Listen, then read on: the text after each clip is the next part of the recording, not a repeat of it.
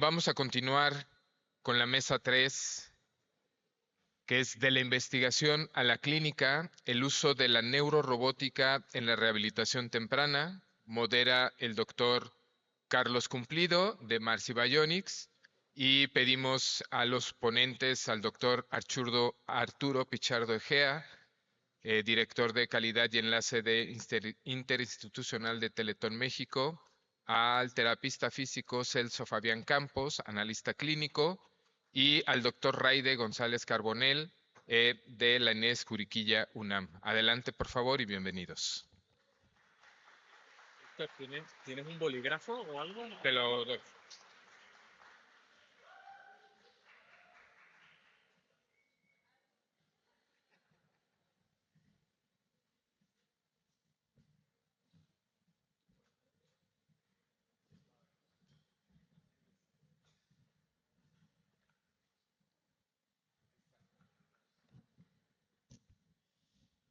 Bueno, buenas tardes. Vamos a dar comienzo a las sesiones de tarde después de la comida. Espero que sean amenas y no se duerma mucho la gente, que es la hora propicia, al menos en España, ahora mismo es la hora de siesta. Vamos a comenzar dando paso al doctor Arturo Pichardo. Para los que no lo conozcan, Arturo es médico cirujano egresado de la Facultad de Medicina de la UNAM, con especialidad en medicina física de rehabilitación por el Instituto Nacional de Rehabilitación. Realizó una estancia de especialización en análisis del movimiento en el Moss Rehabilitation Hospital en Filadelfia, en Pensilvania, y cuenta con un diplomado en Administración de Instituciones de la Salud por la AMH. De 2010 a 2025 se desempeñó como director médico corporativo de Fundación Teletón y actualmente ocupa el cargo de director de calidad y enlace interinstitucional. Ha sido vocero de las campañas Ponte en mis zapatos y Cúrame y cuenta con múltiples publicaciones científicas sobre tecnología aplicada a la rehabilitación y el manejo de condiciones neurológicas y ortopédicas. Exponente en congresos nacionales e internacionales, donde aborda temas como el futuro de la rehabilitación, robótica, realidad virtual, tecnologías asistivas y el manejo integral del paciente. Con más de 30 años de experiencia clínica, ha trabajado con pacientes ortopédicos, amputados, neurológicos, pediátricos y adultos, siempre con un enfoque innovador que integra la tecnología como herramienta clave para la inclusión social. Bienvenido, Arturo, y adelante. Muchas gracias, Carlos. Bueno, espero que dentro de la presentación lo de la siesta no es cierto. No se va a dormir nadie, yo estoy seguro. Este, y bueno, pues vamos a empezar. Eh, Déjenme ver con cuál avanza. No está. Así está. Gracias. Muy tecnológico, pero no sabía manejar él. Bueno, pues primero que nada, el nombre de la presentación tiene que ver, y afortunadamente me toca en este lugar, no después de la comida, sino después de que han pasado ya grandes expertos, desde el doctor León Morales y todos los demás especialistas. Entonces ellos ya hablaron mucho de plasticidad cerebral. Creo que ya no hay que ahondar mucho más en eso. Y también decirles que yo vengo justamente de aquí. Ahí está por ahí mi oficina, en CRIT, Estado de México. Fundación Teletón, donde tenemos 26 centros de rehabilitación, un hospital infantil de oncología y un centro de autismo Teletón. Y nuestra misión es promover la plena inclusión y mejorar la calidad de vida de todos los niños, niñas y adolescentes que atendemos. Así que comparto con todos ustedes esa misma misión, por lo que he escuchado, y obviamente con APAC y con todas las instituciones participantes.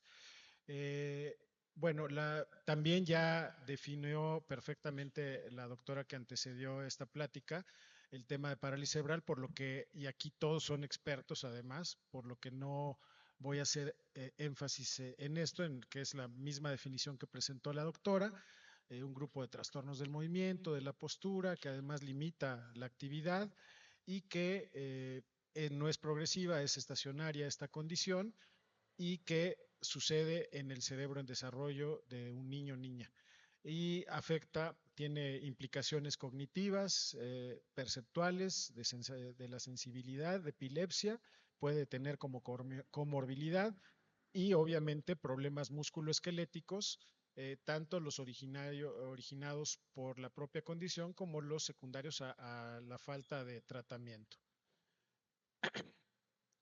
Es una condición muy compleja, por otro lado, y algo que quería decir, que bueno que me acordé ahorita, es más allá de esta presentación y más allá de que pues ponemos un tema específico y le echamos ganas a poner en unas láminas el tema y enfocarnos, pues estamos hablando de seres humanos, de nuestros personas que atendemos, niños, niñas, adolescentes, que viven con una condición muy compleja, que requieren un manejo multidisciplinario. Por lo tanto, quizá aunque nos enfoquemos y hablemos de tecnología, finalmente sabemos que es tan solo una herramienta, nunca es el fin, siempre es un medio para conseguir los objetivos que nos tracemos, y más allá de que nos tracemos nosotros como profesionales, que tracemos con las personas que atendemos y con sus familias, que es parte súper importante para que sean objetivos trascendentes para ellos, más que para nosotros. Y en ese sentido, evidentemente, la tecnología juega un papel fundamental, como lo veremos más adelante. Pero bueno, alguno de los retos que les quería comentar es la espasticidad, que es el aumento de tono y la consiguiente debilidad muscular. Algo muy importante que ya lo platicaba León en la mañana en su plática, las alteraciones en cuanto a la planificación motora. Le cuesta mucho trabajo a un niño que no tiene un control motor suficiente el poder planificar su movilidad, no solamente controlarla, sino también planificarla. Y también producto de esta condición y de las consecuencias de la espasticidad, del crecimiento, pues también pueden presentar asimetría corporal y obviamente son niños que tienen un altísimo riesgo de caídas. Por otro lado, desde el punto de vista neurológico y sensorial, pues tienen una plasticidad cerebral que puede estar limitada por la propia lesión y que además, como también ya se comentó a lo largo de la mañana, si no se interviene prontamente, puede presentar todavía más complicaciones. También obviamente la percepción sensorial al ser niños que tienen muy limitada su movilidad, por ejemplo los niños con gross motor 4, 5, generalmente no tienen la oportunidad de ser puestos de pie, no tienen la oportunidad quizá de tener una terapia adecuada, una movilización adecuada y por lo tanto su percepción sensorial se puede ver alterada. Y obviamente, como les decía al principio, las comorbilidades también pueden condicionar el curso de esta condición, como es la epilepsia o que si tienen trastornos cognitivos o de comunicación y lenguaje. Ya también la doctora que antecedió esta plática hizo magistralmente la explicación de todos los retos también que pueden enfrentar, la falta de acceso a servicios especializados. La realidad es que sabemos, y sobre todo aquí en México, que puede ser que haya y cada día más servicios de rehabilitación, pero no dedicados a la población pediátrica. La realidad es que desde el punto de vista de sanidad o de salud pública, se le presta más atención al trabajador, por ejemplo, que es el asegurado, que a la familia del trabajador. No se le ve mucho futuro al niño, desafortunadamente, de parte de las autoridades, ¿no?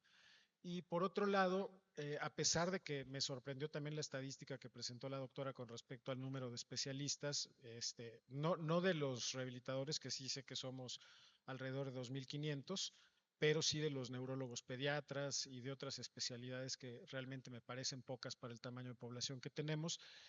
Y también vuelvo al tema, a pesar de que ahora creo que ya no hay carencia de terapeutas físicos, pocos se dedican al campo pediátrico y obviamente hay mucho menos profesionales de la comunicación o de la terapia ocupacional que se dediquen al área pediátrica, ¿no? Por otro lado, pues sabemos de la realidad del país en cuanto a la inclusión escolar, a la inclusión deportiva, a la inclusión cultural, que vivimos con esas restricciones, ¿no? Y esto pues es muy, muy triste para toda la población que tiene alguna condición que limita su participación y esto pues va minando su autoestima. Y por otro lado, pues también esta mañana hemos estado platicando y me da mucho gusto que el auditorio sea tan nutrido y que el interés por la tecnología y por las aplicaciones robóticas vaya creciendo, porque no representan el futuro, son el presente. Desafortunadamente, no todas las instituciones tienen la posibilidad de adquirirlo, sobre todo desde el punto de vista económico, pero no tenemos por qué dejar de vivir en ese presente que hoy es el de la tecnología aplicada a todas las áreas de la medicina y la rehabilitación también. Y nuestros pacientes se merecen también tener acceso a este tipo de cosas. Por lo tanto, hay que seguir luchando todos los que aquí estamos y en todos los foros porque así sea. Y por otro lado, la robótica nos permite hacer algo que para desarrollo de la plasticidad cerebral es muy importante, el darle intensidad al tratamiento, el hacer repeticiones controladas, guiadas, seguras, el que esto se pueda hacer replicable y que además sea en un entorno seguro y que motive a las personas que participan de terapia asociada a tecnología. Entonces, por eso es tan importante empezar a trabajar con dispositivos que nos permitan mantener al niño motivado, que nos permitan hacer lo que les digo, movimientos repetitivos, porque de esto depende justamente, también lo mencionaba el doctor Morales por la mañana, haciendo un símil con aprender, por ejemplo, una técnica deportiva, pues necesita constancia, repetición y necesita que esa repetición sea precisa. Hay muchos dispositivos, aquí van a empezar a ver algunos. Y también no quiero hacer énfasis toda la mañana, creo que se ha hablado y muy bien de esto, de cómo esta repetición constante, esta intensidad de tratamiento nos permite reforzar los circuitos motores, nos permite trabajar en tareas basadas en objetivos específicos, que eso es muy importante. Es muy diferente estar movilizando un segmento corporal, un brazo, una pierna, de acuerdo a la movilización, al rango de movilidad que tenga o incluso de manera activa asistida o haciendo una tarea que no tiene ningún objetivo, ¿no? Y es muy diferente a decirle, ahora vas a caminar tal distancia o ahora vas a conseguir ir burlando objetivos, o como lo estuvieron viendo en todos los ejemplos de la mañana.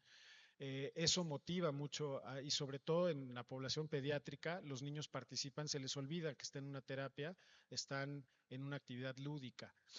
Y además, otra cosa muy importante, y me da mucho gusto que en el foro se han presentado no solo tecnología robótica, sino también Rodrigo Cubillos nos presentaba realidad virtual, asociadas o lo que hace el doctor Morales, la estimulación eléctrica transcraneal, asociadas diferentes tipos de tecnologías nos dan muy buen resultado y hay bastante evidencia al respecto.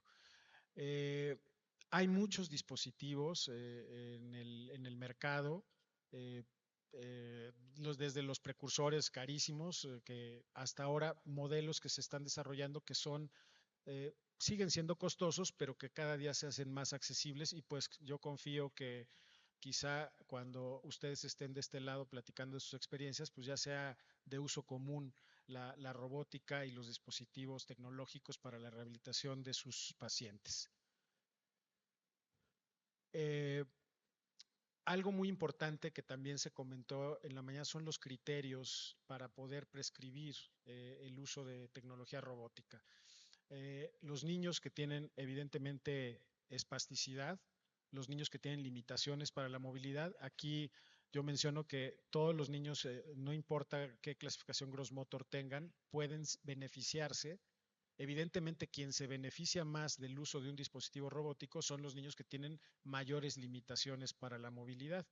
Y mientras más temprano los podamos parar, resulta mucho mejor porque pueden vivir la experiencia senso perceptiva de mucho mejor manera, porque se evitan muchísimas complicaciones derivadas de la inmovilidad y por eso es tan importante. También es muy importante que determinemos objetivos específicos. Quizá en el caso de los exoesqueletos, pues queda muy claro que es la marcha o la bipedestación, dependiendo del gross motor que tenga. Pero en un miembro superior, que también hay dispositivos robóticos, es muy importante que el tratamiento tenga un objetivo. Y como les decía, estos objetivos tienen que ser trazados junto con la persona que están atendiendo para que sea un objetivo trascendente para él sobre todo. Hay muchos ejemplos donde el objetivo de un niño puede ser: yo quiero alcanzar mi vaso para llevármelo a la boca y que no tenga que alimentarme mi mamá. O por ejemplo, el objetivo de un niño con gross motor 5, con problemas de comunicación cognitivos, que la mamá decía: yo lo único que quiero es que mi hijo pueda tocarme a mí la cara, que me acaricie.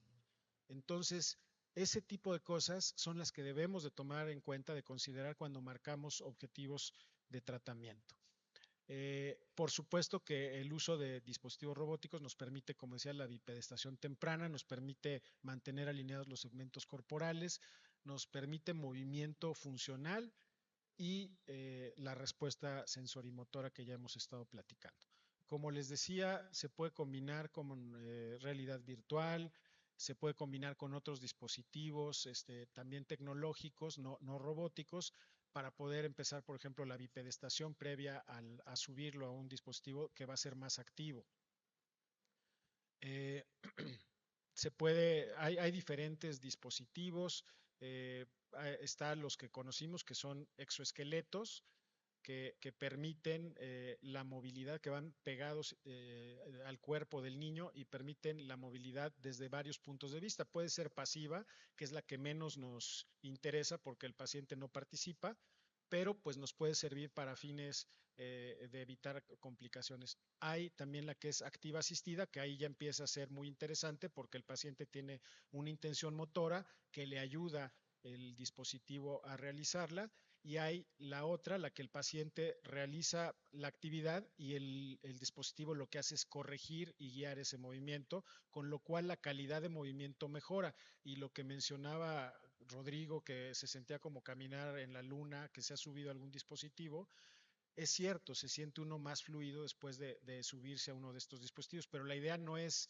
de una sesión, también hay que buscar la dosis adecuada, y no solo la dosis, sino también el tiempo en el que se da.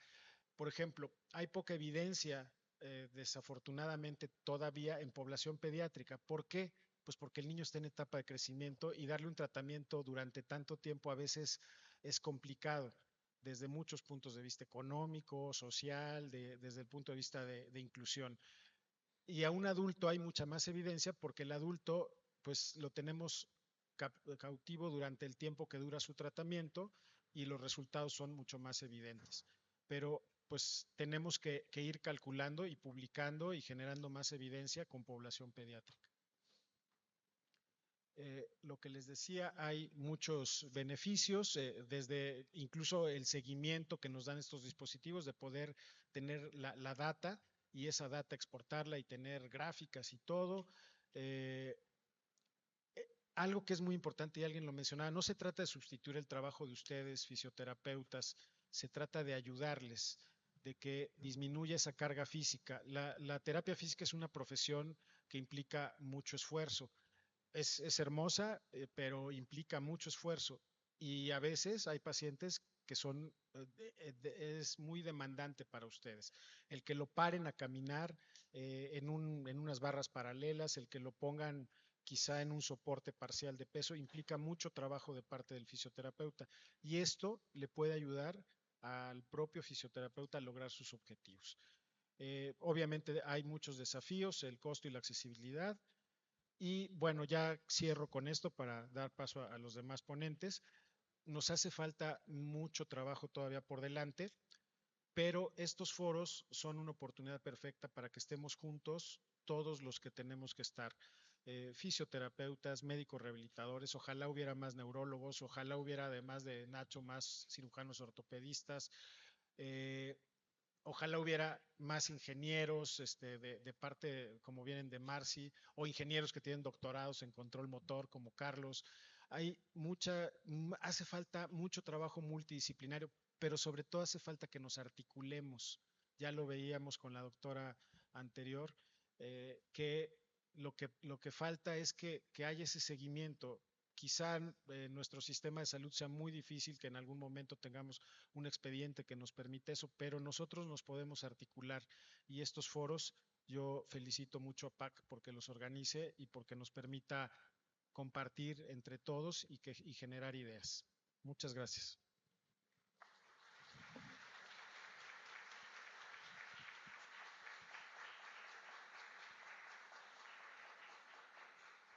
Muchas gracias, Arturo. La verdad es que siempre es un placer escucharte y aprender de ti. Me gustaría resaltar dos aspectos de su charla. El primero es que todos los niños con cualquier nivel de GMFCS se pueden beneficiar. Al fin y al cabo no se benefician de la robótica, se benefician de la actividad física asociada a ella. La robótica es una herramienta y como cualquiera de nosotros nos beneficiamos de ella. Y el segundo de ellos, de los aspectos que me gustaría resaltar es que es necesario que sea lúdico. Al fin y al cabo son niños, los niños van a jugar y necesitan jugar y se van a motivar jugando. Claro está, con un objetivo totalmente terapéutico y siempre buscando la adherencia al tratamiento y la motivación de los pacientes. Enhorabuena por su charla. Vamos a pasar a la segunda charla de la mesa. La va a impartir el licenciado Celso Fabián Campos. Celso.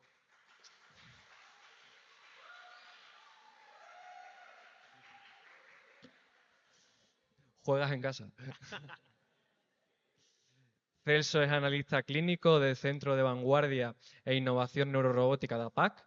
Cuenta con certificación en el uso de los esqueletos pediátricos Atlas 2030, así como en diversos dispositivos robóticos y exoesqueletos clínicos, diseñados para facilitar el movimiento. Actualmente coordina y supervisa el desarrollo de investigación clínica en APAC, enfocada en la aplicación terapéutica de la neurorobótica, con el objetivo de identificar alternativas terapéuticas objetivas y basadas en la evidencia. Bienvenido, Celso, y adelante. Bueno, muchas gracias, Carlos. Muchas gracias a PAC por organizar este foro, a Marci, a todos los colaboradores y a todos los que seguimos aquí queriendo aprender y queriendo seguir retroalimentando. Yo creo que hemos tenido varios ponentes y varias charlas que nos han dejado muy buen sabor de boca en cómo va encaminada el aspecto de la neurorehabilitación, la robótica, la medicina, el manejo interdisciplinario tan importante que se debe de estar trabajando día a día. Y yo creo que pues bueno, en esta recta final del foro yo espero que disfruten cada una de las que seguimos, ¿no? Bueno, y yo les voy a hablar sobre la evaluación y la activación de la musculatura del core abdominal con andago en caso de lesión medular crónica. Bueno, sabemos mucho sobre el antecedente que tiene la lesión medular, no quiero indagar mucho en ello, pero todo esto va a depender mucho del tejido medular conservado, el nivel de lesión que se tenga y todos estos cambios sensoromotores que se van a venir afectados por las secuelas clínicas que deriva una lesión medular. Todo este va a tener impacto en la calidad de vida y no solamente tenemos que ver como en el aspecto subjetivo y a lo mejor objetivo, entre comillas, de decir, bueno, tiene una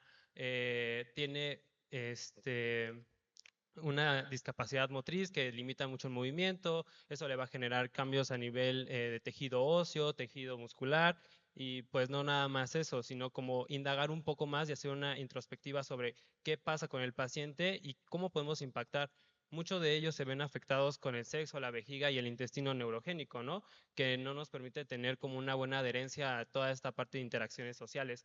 Y bueno, sobre el paso del tiempo, no solamente en la medicina, sino en la rehabilitación, ha venido un cambio revolucionario sobre nuevos métodos, técnicas y cómo nosotros vamos teniendo el abordaje, teniendo papers, artículos, revistas, les digo métodos, sin infinidad de tratamientos. Y yo creo que la robótica ha avanzado demasiado con pasos agigantados. Antes teníamos estructuras más grandes, robustas, dispositivos de tipo treadmill. Actualmente hemos visto conceptos más minimalistas, como por ejemplo Atalante de Grandecraft.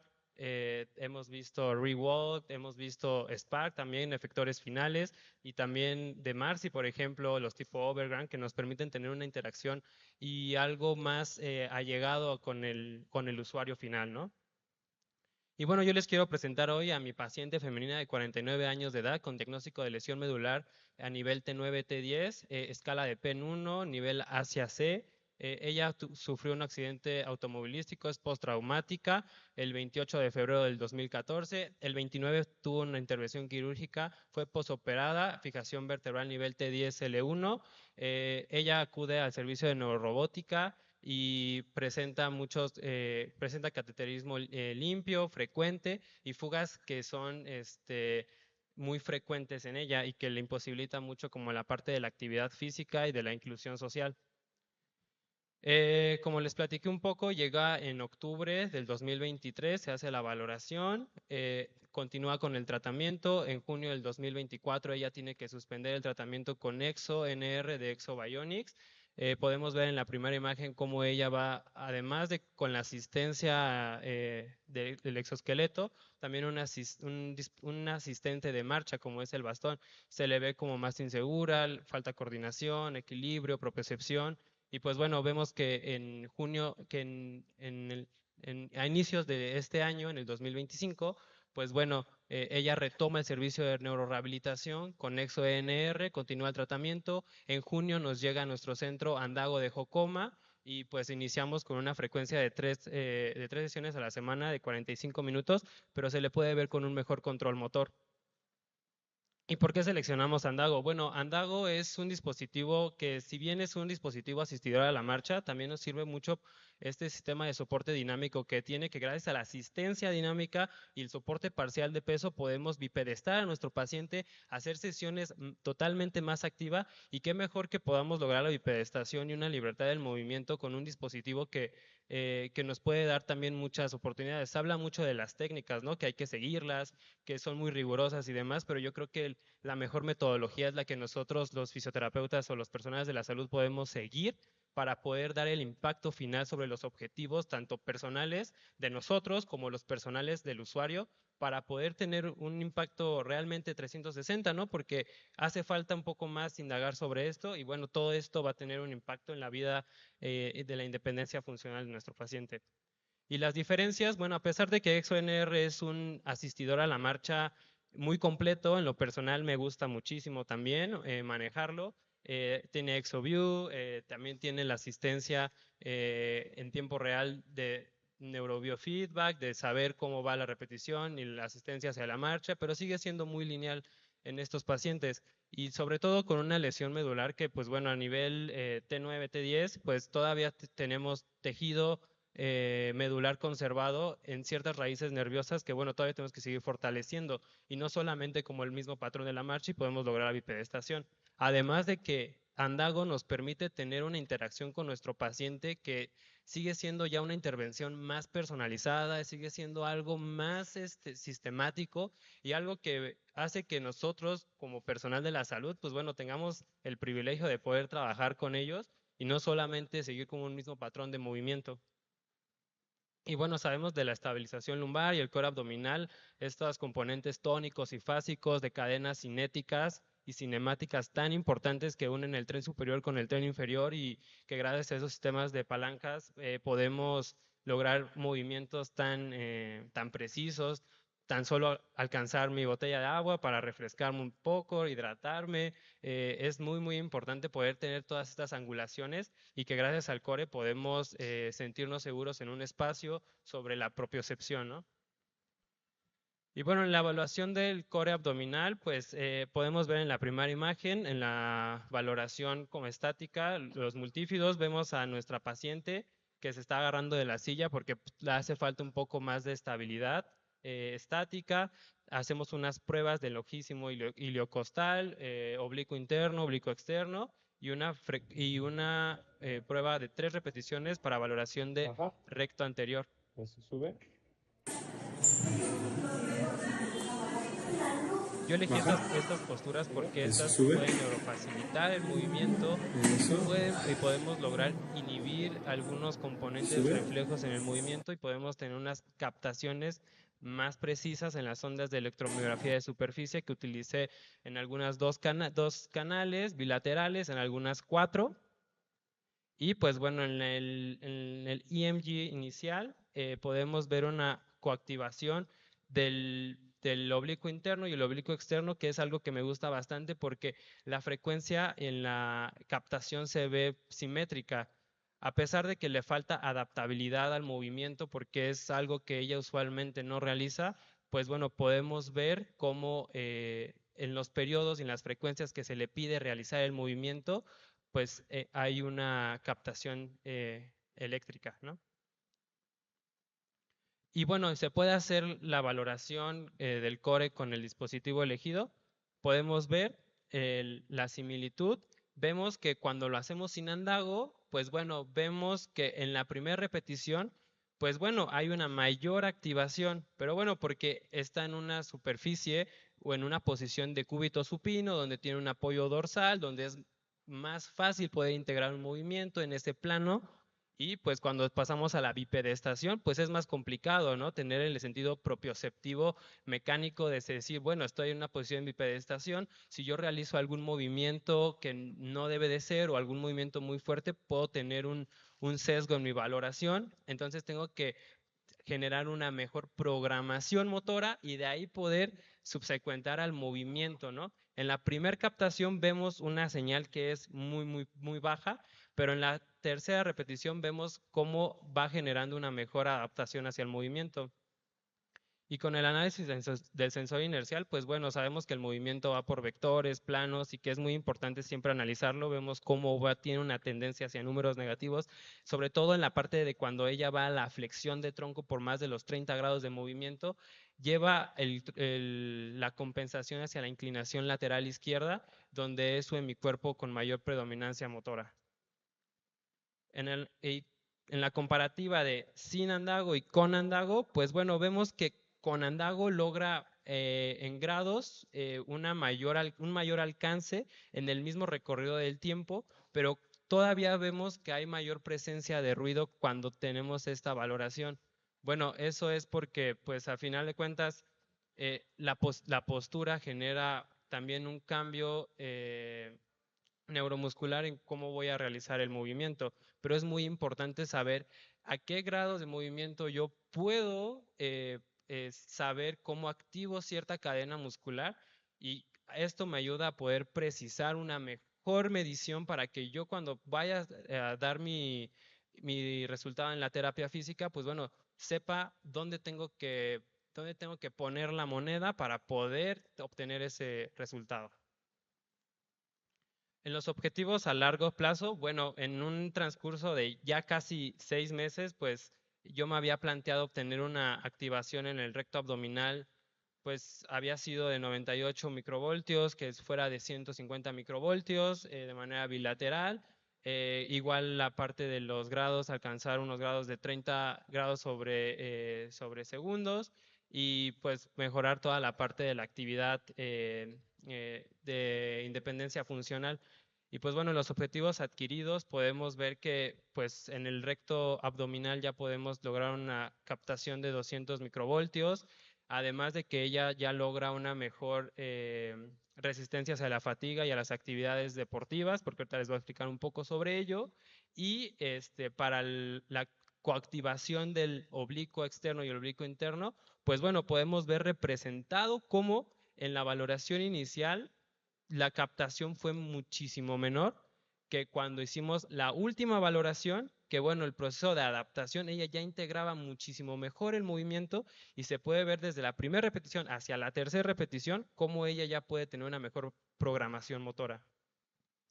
El plan terapéutico sigue siendo 3 sesiones a la semana de 45 minutos cada una.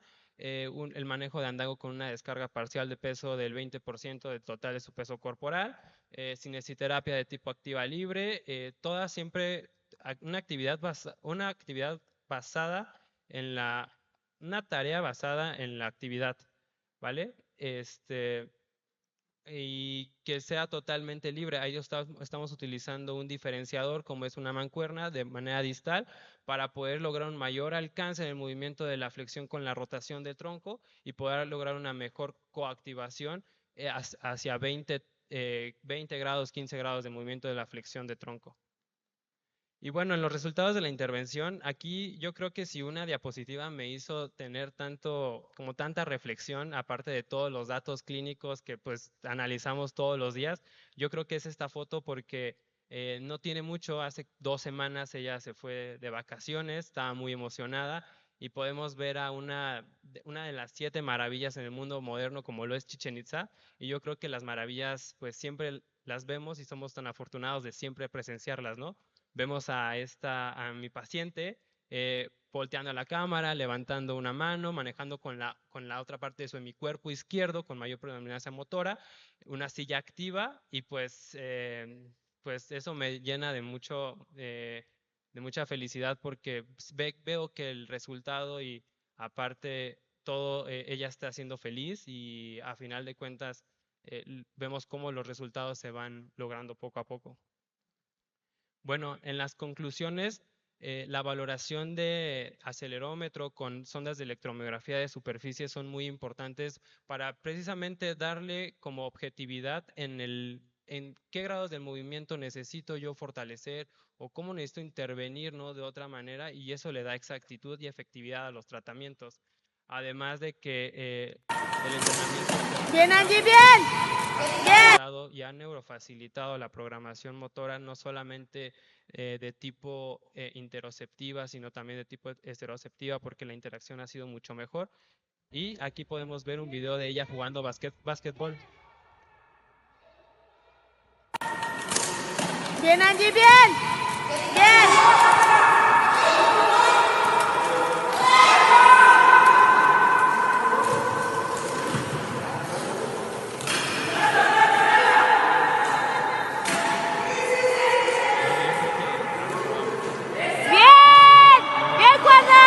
Pues hace un robo de balón y yo creo que es algo muy impresionante. Hace una semana se fue a competir a nivel nacional y quedó en 4º lugar su equipo, siendo su primer competición a la que ella acude y ella está entrenando bastante también para poder incorporarse en un equipo ya internacional representando a México. Y pues bueno, ya para concluir este caso clínico, pues me gustaría que vieran un video sobre su testimonio. Yo soy una persona lesionada a nivel T9, T10. Hace 11 años fue por un accidente automovilístico. No llevaba mi cinturón de seguridad. Salí disparada del vehículo. Inmediatamente quedé sin movilidad.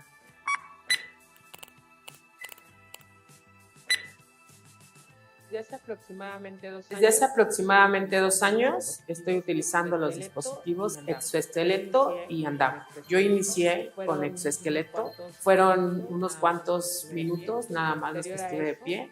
Posterior a eso, utilicé el exoesqueleto con la andadera, posteriormente con un bastón, hasta que finalmente pude sin ningún otro aparato auxiliar.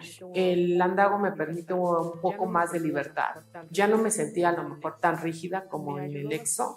Me ayudó bastante porque puedo mover mi cuerpo, puedo dirigir de alguna manera mi cadera, mi tronco. Desde que yo empecé a venir hace 2 años, me ayuda bastante en la digestión, principalmente eso y el control de tronco. Y me di cuenta porque aquí venía a hacer la transferencia de mi silla de ruedas a una silla sin descansamanos, se puede decir, y ahora ya lo hago con facilidad y no tengo como que ese temor de que me vaya a ir de lado, porque he recuperado lo que es control de tronco y he tenido sensibilidad y como soporte en esta parte de mi cuerpo. Sé que ahorita no hay cura para una persona lesionada mental, pero tengo fe en que después podamos tener un aparato en casa, pero estoy agradecida porque tuve la oportunidad de ponerme de pie, de tener muchos beneficios a nivel físico y emocional, tomando las terapias de robótica de aquí en APAC. Listo.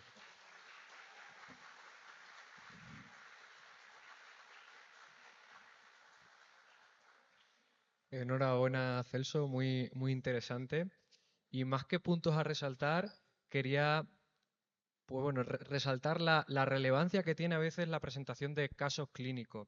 A veces los evitamos porque consideramos que no tenemos la evidencia suficiente para divulgarlo, que nos gusta presentar más ensayos clínicos, pero claro, los casos clínicos realmente son la primera el primer ladrillo que hace la casa de la evidencia científica. Un caso clínico realmente sirve como prueba de concepto para plantearte ensayos clínicos con más envergadura, con mayor nivel de evidencia. Por lo tanto, mi felicitación y mi ánimo para presentar más casos clínicos, que todos podamos aprender de las evidencias de todos, porque no siempre es posible realizar un ensayo clínico. Por lo tanto, enhorabuena.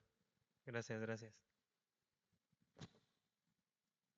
Y ya para finalizar la mesa, tengo el placer de presentarles al doctor Raide González Carbonell. Raide es ingeniero mecánico egresado de la Universidad de Camagüey, con maestría y doctorado por la Universidad Central Marta Abreu de Las Villas, en el área de ingeniería mecánica. En el campo de la docencia ha impartido asignaturas en las áreas de mecánica aplicada a nivel de licenciatura y posgrado. Bajo su dirección se han titulado 29 alumnos de licenciatura y 11 de maestría. Es autor, coautor de libros y artículos científicos en revistas nacionales indizadas. Cuenta con 61 artículos con un total de 304 citas. Ha participado como ponente en congresos nacionales e internacionales. Sus investigaciones recientes están orientadas a la modelación biomecánica de tejido biológico, la valoración biomecánica de alteraciones del sistema musculoesquelético y al diseño mecánico de dispositivos ortoprotésicos. Es responsable técnico de proyectos financiados por la UNAM. Además de su prolífica actividad de investigación, actualmente es profesor de tiempo completo de la ENES Campus Juriquilla, adscrito a la licenciatura en órtesis y prótesis. Bienvenido, Raide, y adelante. Bueno, muchas gracias por la presentación. En primer lugar, quiero comentar que si hoy estamos aquí fue gracias a una visión que tuvo un equipo de trabajo en APAC, que empezó a buscar pues alternativas a innovar en la rehabilitación de los niños con parálisis cerebral, y pues que tocó las puertas de Marcy Bionics, y pues aquí estamos ahorita pues pudiendo hablar un poco de el análisis de la marcha precisamente en estos niños, porque mucho se ha hablado de las mejoras y las cuestiones que se logran con la rehabilitación neurorobótica y pues de los diferentes tipos de dispositivos, que si son basados en bandas caminadoras, que si son sobre suelo, que la versatilidad que ofrecen, etcétera, pero pues al final del día estos resultados, y es lo que nos piden pues la comunidad científica y también los desarrolladores de los dispositivos, es que tengan la opinión externa de las evaluaciones con los niños con datos objetivos, ¿no? Entonces, precisamente ahorita el doctor Ignacio hacía una pregunta de cuántos fisioterapeutas habían, eran más o menos más del 50%, ¿cierto? Entonces creo que le va a ser un poco familiar estos temas que vamos a tratar en la primera parte de la presentación, y pues después tratar de integrarlo ya a modo un poco yo muy atrevido, porque no es mi área, el área clínica, tratar de darle una explicación clínica a todos estos conceptos, y ya aquí el doctor Pichardo me rectificará llegado su momento, si no pues el propio Ignacio me puede interrumpir desde allá sin ningún problema, ¿no? Entonces, pues primero que nada, iniciemos pues hablando algo, pues para todos es conocido que es la marcha, y existen dos sistemas de clasificación fundamentalmente de los eventos de la marcha. A mí particularmente me gusta mucho uno que establecieron en el Rancho de los Amigos y que está publicado en un libro de Jacqueline Perry, de la marcha normal y patológica, que habla del contacto inicial en la marcha y no del choque de talón, porque aunque ustedes no lo crean, pues me he encontrado algunos colegas de ustedes tratando de rehabilitar la marcha en niños que tienen pues no tan buen rango de movimiento en el tobillo y quieren que a fuerzas el niño logre un contacto con el talón, y no, simplemente no se puede a veces, y entonces hay que hablar de contacto inicial de la marcha. Y pues vemos que siguiente a esto tenemos una respuesta a la carga del tobillo, donde el tobillo el pie tiene un descenso hacia plantiflexión. Luego, pues ya cuando la tibia está como en posición neutra, ya el tobillo llega, pues precisamente el tobillo es el que está en la posición neutra, y hay una progresión anterior de la tibia, donde es ayudada y controlada precisamente por el tríceps sural, ¿verdad? Entonces, En este sentido, vamos a ver que el vector de fuerzas, muchos hablan de vectores, recuerden que el vector es un concepto físico caracterizado por 4 aspectos, que es punto de aplicación, magnitud, dirección y sentido. Y pues este vector de fuerzas, que lo miden las plataformas de fuerzas, vale la pena comentar, pues con una plataforma de fuerzas ustedes van a medir este vector de fuerzas y pues ustedes, los mecatrónicos, se las arreglan para determinar dónde está ese punto de aplicación de la fuerza y cómo esa fuerza va a migrar de la parte del retropié en el antepié en una marcha normal, aumentando el brazo de palanca, y eso es lo que provoca precisamente que la segunda gráfica que ustedes están observando, esa gráfica, pues es la que va a describir el momento en la articulación del tobillo, donde ustedes pueden ver que hacia este punto va a aumentar ese momento, y es donde se provoca la propulsión que hablaba ahorita el doctor Ignacio, que pues rara vez la vamos a lograr en algunos niños con parálisis cerebral, ¿cierto? Entonces, pues la normalidad de la marcha está estudiada. Aquí no es estudiar el hilo negro nuevamente, simplemente es conocer dónde deben ocurrir estos patrones de activación muscular, y se mide, pues con lo que acaba de decir acá el colega, con electromiografía, donde pues los primeros estudios decían se activa, no se activa el músculo, y pues con eso ya podemos pues obtener algún resultado, y ya los estudios más recientes no se conforman con que se activa o no se activa, sino que entonces buscan ciertos patrones de activación muscular. En este sentido, pues hablando de los conceptos de la marcha, ustedes cuando hagan una valoración clínica de la marcha deben observar una correcta colocación del pie en el contacto inicial, una adecuada longitud de paso, que son cuestiones que vamos a estar observando luego de la rehabilitación con el robot, un adecuado balance durante el apoyo simple, un movimiento libre del pie en la fase de balanceo. Si tienes pie en equino o tienes pie caído, pues esto se va a dificultar, vas a tener que hacer una mayor flexión de rodilla-cadera y una elevación del hemipelvis para poder hacer este balanceo. Y finalmente un desplazamiento adecuado al centro de masa, porque justo lo que queremos es tratar de disminuir ese desplazamiento del centro de masa. Hay algunos patrones de activación o de marcha que vamos a ver más adelante, pues que precisamente lo que van a producir es un mayor gasto energético durante la marcha y hacer marchas más ineficientes. Pues para algunas poblaciones se tienen ya entonces los valores normalizados de algunos parámetros de la marcha, espaciotemporales. Digamos, los clásicos son la velocidad de traslación de la marcha. Ahorita el doctor Ignacio comentaba de la cadencia, que hay una mejoría de la cadencia. Se ven niños más ágiles, se ven niños que dan una longitud de paso. Pues digamos que si los niños dan longitud de pasos más largas y se trasladan más rápido, pues al final del día la cadencia no necesariamente tiene que aumentar, pero sí vamos a observar otra cuestión, que es el índice de simetría de la marcha, que es entonces comparar cómo están los movimientos de ambas extremidades, y pues en este sentido podemos utilizar algunos índices, como el caso del índice de Robinson, y pues son cuestiones que están ya, ustedes las pueden consultar en la literatura. En este sentido, pues digamos que el gol estándar hasta ahorita, aunque se ha hablado mucho del desarrollo de la inteligencia artificial y de algunos sistemas markerless para hacer el análisis de marcha, el gol estándar sigue siendo el análisis de marcha basado en marcadores. Y en este caso, pues el doctor Ignacio comentaba que tienen un BTS allá en el Niño de Jesús. Nosotros en Juriquilla también tenemos un BTS, David tiene un BTS, adivinen por qué. En Teletón también tienen un BTS. Y entonces, pues, ese sistema es un sistema que permite un análisis integral de la marcha. Hay veces que las personas solo realizan un análisis cinemático, se preocupan solamente por realizar el análisis, digamos, de los ángulos, cinemática articular o de los parámetros espaciotemporales de la marcha. Sin embargo, es altamente recomendable utilizar también plataformas de fuerzas y la electromiografía para identificar entonces cómo están las fuerzas, los momentos articulares y si la musculatura se está activando, dónde debe activarse. Y si no, pues sabemos que en los niños con parálisis cerebral esa contribución, esa activación muscular pues no sigue los patrones, y entonces tenemos que evaluar si el efecto precisamente de la intervención con la rehabilitación basada en robot tiene efectos positivos, ¿no? Entonces, en este sentido, vamos a ver que estos sistemas pues dan los parámetros de la marcha conocidos, y también ofrecen, pues, digamos, la posibilidad de ver la electromiografía. Pues bien, algo que yo me he puesto a pensar también es que, y es a base de disculpen el francés, de los palos que nos dan los revisores de las revistas, nos dan golpes, y entonces ellos, pues, a veces piden cosas.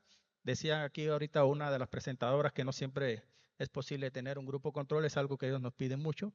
Y lo otro es también que estratifiquemos el tamaño de la muestra, ¿no? O la muestra la estratifiquemos. Imagínense si hay pocos niños, ahora dividirlos, que si cuántos son gross motor 2, cuántos gross motor 3, y si eso no le resulta suficiente, pues está la clasificación de las características de la marcha que tienen algunos de ellos, que comentando ahorita, pues veíamos que algunos son de esta clasificación de la forma. Fundamentalmente se basa en la posición que tiene el pie durante la marcha, y entonces esto es importante tenerlo.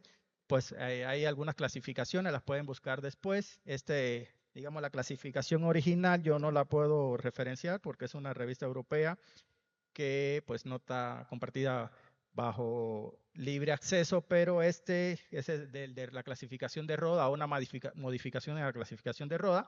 Sin embargo, esta imagen que estoy mostrando sí está compartida como Open Access, por eso se la estoy mostrando aquí. Es una adaptación de aquella es del 2001, este artículo es del 2019, y pues como pueden ver, pues tienen 7 clasificaciones más la alteración leve, le dicen ellos, ¿no? Entonces vamos a ver entre algunos patrones, el patrón de pie en equino verdadero, pie en equino aparente, que si el pie caído, que si la marcha en steppage, que si la marcha agachada, ¿no? Etcétera. Entonces todos los niños van a tener algunas de ellas o la combinación de ellas, y es importante nosotros identificar qué tipo de patrón de movimiento tienen antes de hacer el estudio para entonces poder saber si la intervención surtió algún cambio en estos tipos de patrones que ya traían los niños, ¿no? Entonces, en este sentido, hay este mismo grupo de autores del 2019, en el 2025, acaba de publicar unas gráficas de la cinemática articular para cada una de los tipos de marcha. De aquí allá no alcanzo a ver, me disculpan. No sé si ustedes de allá casi logran ver, pero bueno, se pueden acercar después y con gusto, pues ahí pueden observar la referencia. Esta es Open Access también. Todo lo que le traigo aquí, la mayoría es Open Access para que lo puedan descargar y usar.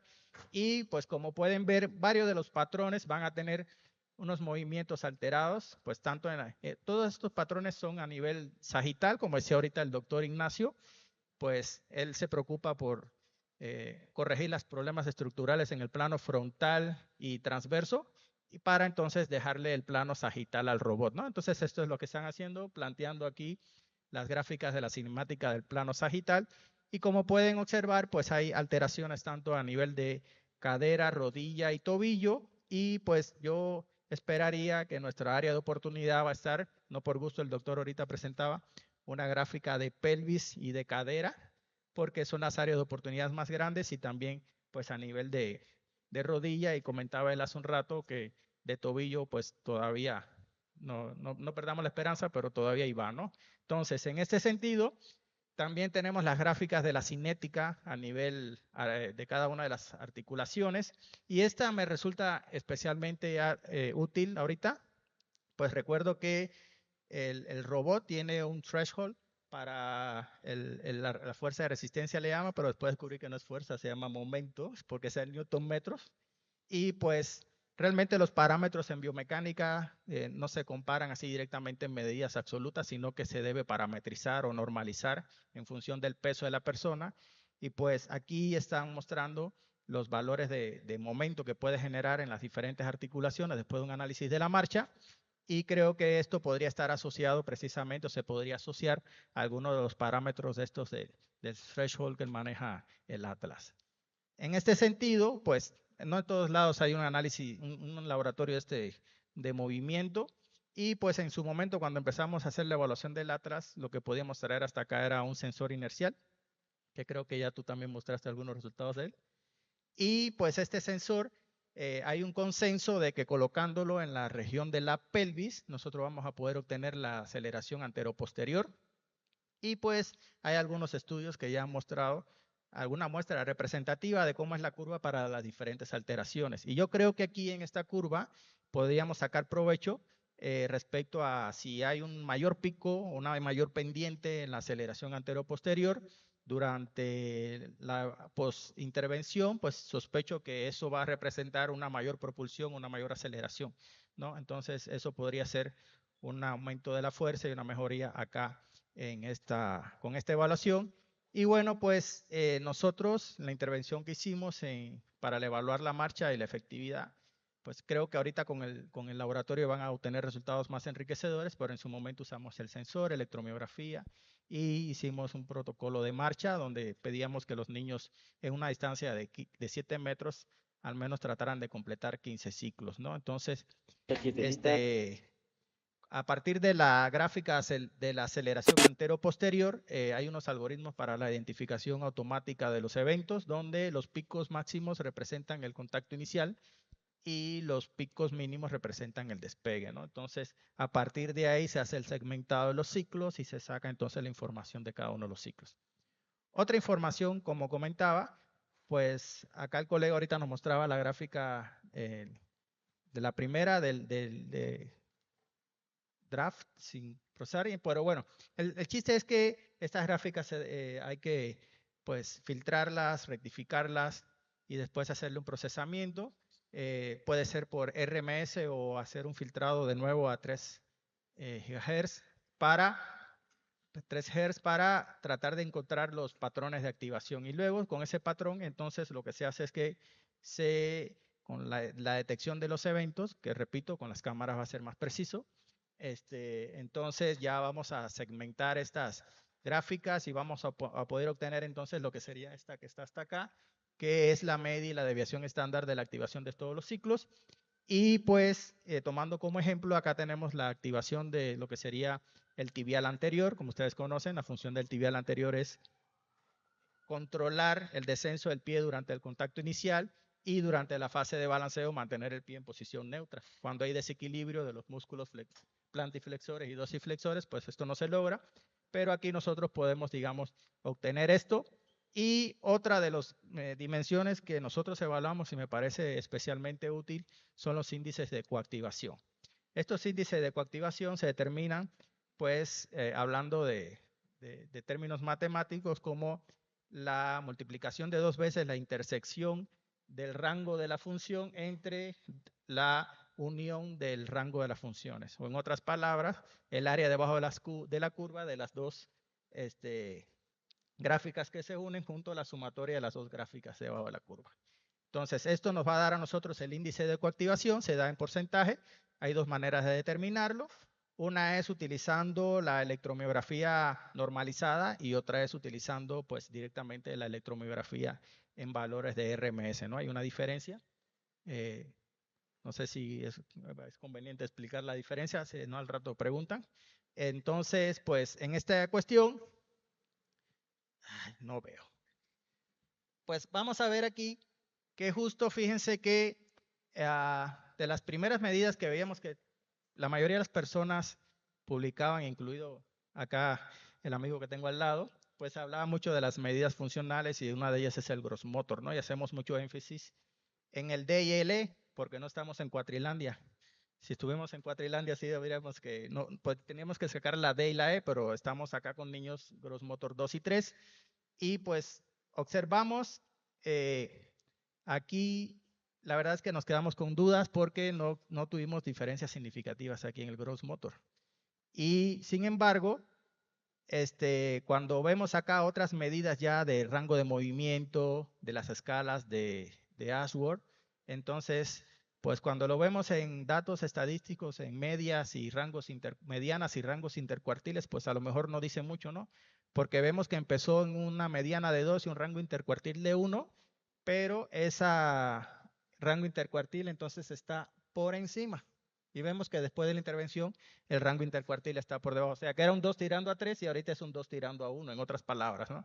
Entonces, ahí sí hubo una mejoría. Esto lo que va a hablar es de espasticidad, ¿no? Disminuyó notablemente la espasticidad. También vamos a ver una mejoría en los rangos de movimiento. Y vamos a ver que justo, creo que uno de los revisores no entendió bien cómo medíamos el rango de movimiento en extensión de rodilla y decía, una disminución del rango de movimiento es negativo. Y le dije, no, no es negativo, es positivo porque nos estamos acercando a la posición neutra, que es 0, ¿no? Entonces, pues son de las cosas que pueden pasar en algún momento. Y pues aquí vamos a hablar de cuestiones de calidad de vida. No sé si ven ustedes algunos circulitos aislados.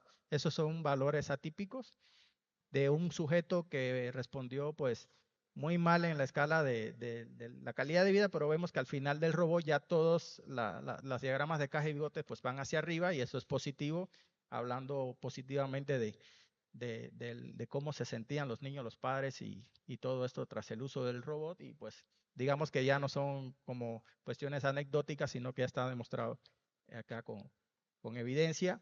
Y bueno, pues en cuanto al análisis de la marcha y de la cinemática de la pelvis, ahorita veía que el doctor comentaba pues en el patrón de la pelvis, en el plano sagital, que en una intervención que tuvo, un caso que él presentó, pues tenía una mayor hiperlordosis y bajó los rangos de normalidad. Nosotros casi nos pasa, pues digamos que incrementa tantito este patrón de doble salto, es un patrón característico del patrón de saltador en algunos niños, pero lo que sí es notable aquí para lo que nosotros obtuvimos es la rotación. Pues sabemos que niños que presentan una mayor debilidad de un hemisferio, de un lado, pues van a tener su lado dominante más anterior.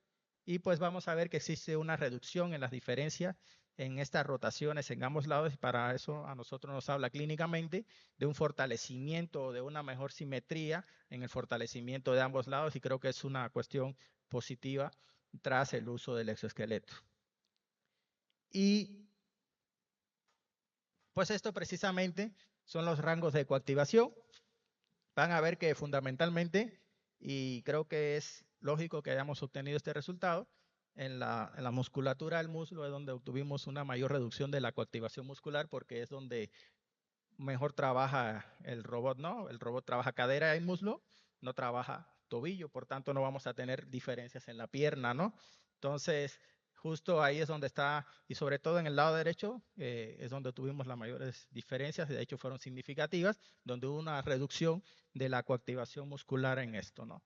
Entonces, pues, ya en breve, ya me dieron luz verde para tener la publicación, los últimos detalles de esto, entonces ya podrán consultar estos datos ya en la publicación. Y pues, finalmente, hablando de los patrones de activación muscular, estos ya son pues de todos los niños que evaluamos. Vamos a ver que al inicio de la intervención tenían pues activaciones más elevadas y con el uso del exoesqueleto fue reduciéndose. Esto, digamos que las franjas grises van a representar dónde se debe activar el músculo, ¿no? Y pues permítame comentarles que cuando estaba yo haciendo este estudio de ver cómo eran los patrones de activación y todo, pues creo que esta manera de asistir del exoesqueleto es la que permite que disminuyan estas cuestiones de activación muscular, lo cual es beneficioso. Y veíamos que, por ejemplo, en otros robots que lo que hacen es resistencia, no apoyar, pues entonces pasa lo contrario y no se logran patrones de activación tratando de tender hacia activaciones más fisiológicas, ¿no? Y este es un resultado también favorable tras la intervención con el robot. Y pues hasta aquí, muchas gracias.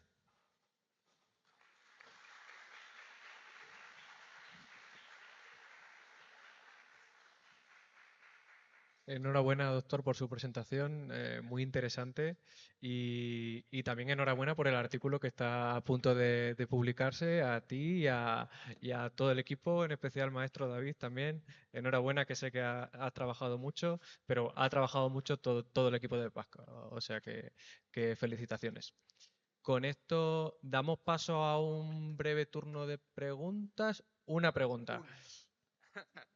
Una pregunta que tiene que venir del público para alguno de nuestros ponentes. ¿No hay ninguna Se pregunta? acabó el tiempo. Sí, aquí hay una. Al límite. ¿Le podemos pasar un micrófono?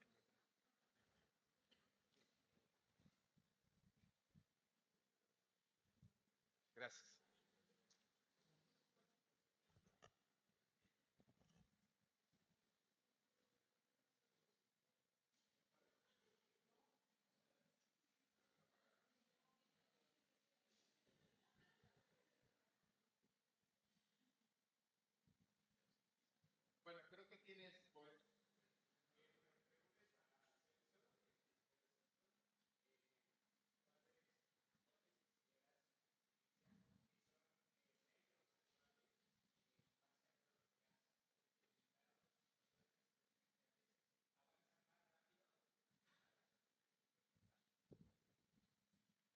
Pues yo creo que siempre hay que conocer la historia natural de la enfermedad, primero.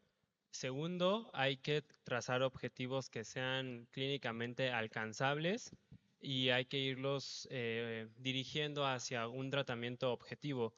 Yo creo que lo que mejor podemos hacer es confiar en lo que sabemos, en lo que siempre investigamos, en lo que está comprobado y meramente pues tener un poco más de tolerancia a la frustración porque los procesos son lentos, sobre todo en la parte de la neuroplasticidad, como en el engrama motor, y yo creo que en todos los aspectos siempre hay un paso que es lento, pero nunca se es lo suficientemente lento como para no avanzar. Entonces, yo creo que eso es como algo que te puedo compartir. Muchísimas gracias. Con esto damos por concluida esta mesa. Muchas gracias y felicitaciones a todos los ponentes. Bueno, y si gustan esperar al frente para que les puedan entregar Román,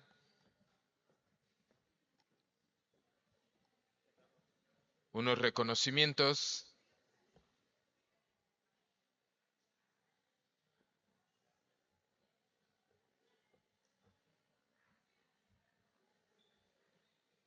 Y una foto, por favor.